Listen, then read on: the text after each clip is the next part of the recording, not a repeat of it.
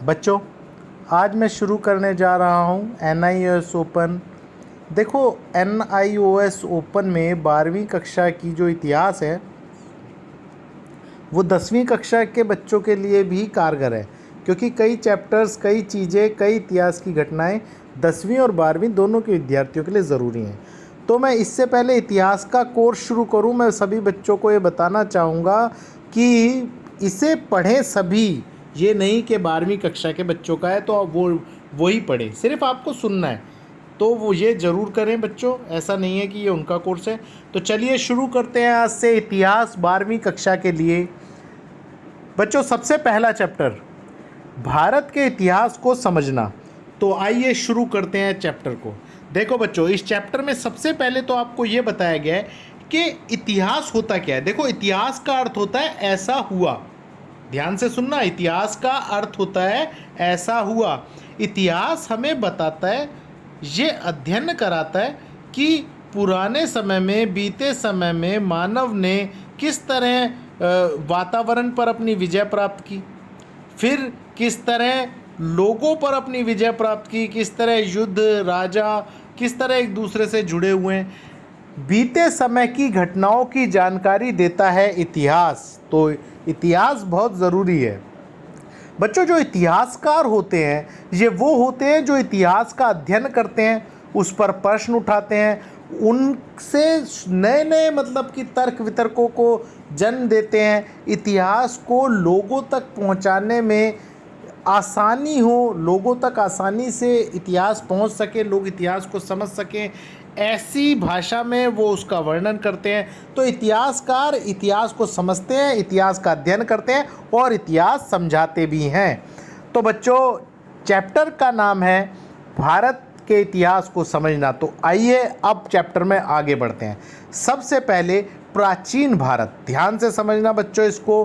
प्राचीन भारत में इतिहास का निर्माण कैसे हुआ, ध्यान से समझना बच्चों। यूं तो हड़प्पा संस्कृति की खोज 19वीं शताब्दी के शुरुआत में ही हो गई थी। 1826 में हड़प्पा गांव के अंदर बहुत पुरानी ऊंची ऊंची दीवारों को, मीनारों को देखा गया था, लेकिन किसी ने इसमें रुचि नहीं दिखाई। लेकिन बाद में कनिंघम पुरातत्व के विभाग के अध्यक्ष बने। कनिंघम भी एक ऐसे पुरातात्विक थे जो कि अगर कोशिश करते तो भारतीय इतिहास को सामने ला सकते थे। लेकिन जैसा कि मैंने आपको पढ़ाया है, सर जॉन मार्शल, जिन्होंने हड़प्पा संस्कृति की खोज की, अंत में उन्होंने हड़प्पा संस्कृति की खोज की।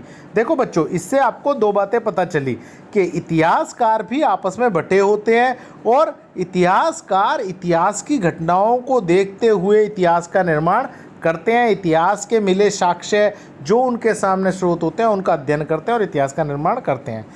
बच्चों, अब मैं आपको बताने जा रहा हूँ एक बहुत ज़रूरी चीज़, ध्यान से समझना कि धार्मिक साहित्य क्या है, हमारे देश का धार्मिक साहित्य। ध्यान से सुनना बच्चों, आपको ना पता हो तो बता दूं कि हमारे देश में भारत की जितनी भी प्राचीन रचनाएं हैं, जो लेख हैं, प्राचीन लेख हैं, वो सबके सब मतलब कि अधिकतर जो है वो धर्म पर आधारित हैं और इन्हें वेद कहा जाता है। इन्हें बच्चों वेद कहा जाता है, याद रखना, भारतीय रचनाओं को वेद कहा जाता है।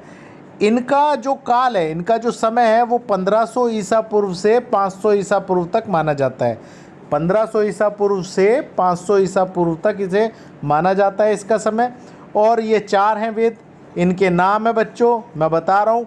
ऋग्वेद, जिसमें प्रार्थनाएं हैं, और बाकी के अन्य 3 वेदों के नाम है साम, यजुर और अथर्व। अथर्ववेद, ये चारों भारत के वेद हैं और जिनके अंदर बहुत सारी रचनाएं मिलती हैं। ये रचनाएं जो हैं बच्चों लगभग 1500 ईसा पूर्व से 500 ईसा पूर्व के मध्य लिखी गई होंगी, ऐसा इतिहासकारों का मानना है। तो बच्चों, भारत का जो इतिहास है वो बहुत बड़ा है, बहुत प्राचीन है। इसमें धार्मिक 4 वेद जो धार्मिक भारत के अस्तित्व को बताते हैं। इसके अंदर भारत के इतिहास, जैसे हड़प्पा संस्कृति जिसकी खोज हुई, जो भारत की संस्कृति को बताती है। तो बच्चों, इस चैप्टर में आपने ये समझा कि हमारे लिए भारत का इतिहास जानना क्यों ज़रूरी है, तो हम ये सब जान पाए। मिलेंगे अगले चैप्टर में।